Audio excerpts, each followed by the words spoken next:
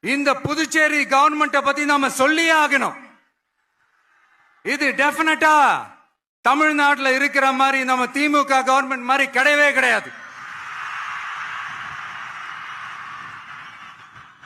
ஏன்னா வேற ஒரு அரசியல் கட்சி நடத்துற நிகழ்ச்சியாகவே இருந்தாலும் அந்த நிகழ்ச்சிக்கு தன்னெழுச்சியா வர நம்ம மக்களுக்கு பாதுகாப்பு கொடுத்து பாரபட்சமே காட்டாம இந்த கவர்மெண்ட் நடந்துகிட்டு இருக்கிறாங்க. அப்படிப்பட்ட இந்த புதுச்சேரி கவர்மெண்ட்டுக்கும் நம்ம புதுச்சேரி சிஎம் சார் அவர்களுக்கும் இந்த நேரத்தில் என்னுடைய மனப்பூர்வமான நன்றிகளை தெரிவிச்சுக்கிறேன். இத பார்த்தாவது தமிழ்நாட்டில் இருக்கிற அந்த திமுக கவர்மெண்ட் கத்துக்கிட்டா நல்லா இருக்கும்.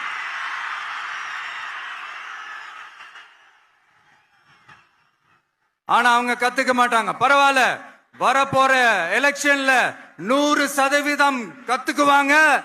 அத நம்ம மக்கள் பார்த்துக்குவாங்க.